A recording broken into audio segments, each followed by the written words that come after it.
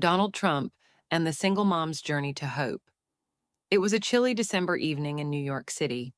Donald Trump, wearing his signature overcoat and red tie, was walking through the bustling streets near Times Square after attending a charity gala. The festive lights illuminated the sidewalks, and holiday music filled the air. Despite the cheerful surroundings, something caught Trump's eye: a woman sitting on a bench, clutching her young daughter tightly to keep her warm. Her clothes were worn, and beside her was a small cardboard sign that read, "Single mom, lost my job. Please help." The sight stopped Trump in his tracks. Passers-by moved briskly, barely sparing a glance, but Trump couldn't ignore it. As he approached, he observed the woman's tear-streaked face. Her child, no older than 6, clung to her side, shivering slightly. Trump stood for a moment, taking in the scene before pulling out his phone. He called his assistant and said firmly, "We're going to take care of this immediately. Nobody deserves to be left behind, especially during Christmas." Moments later, Trump crouched down to speak to the woman. Her name was Lisa, and she explained how she'd lost her job at a factory 3 months ago. Since then, she had been struggling to find work while taking care of her daughter, Emily. Her voice cracked as she said, "I've been trying to keep us afloat, but I can't seem to get a break.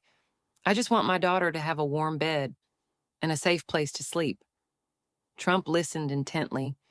His expression, often described as steely and resolute, softened as he heard her story.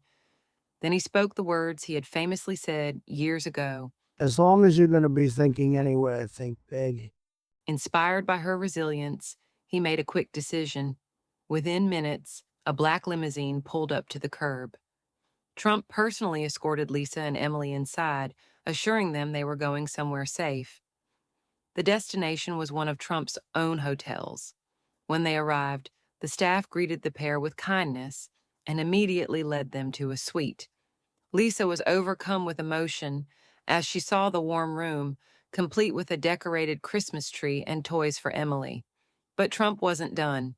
He called one of his foundation partners, arranging for job placement assistance and a child care program for Lisa.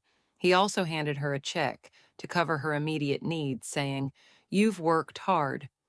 Now it's time for someone to work hard for you."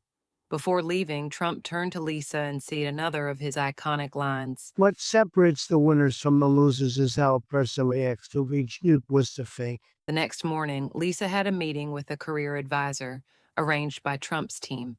For the first time in months, she felt hope.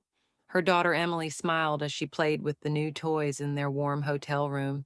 As Trump walked away from the hotel, he felt a deep sense of purpose.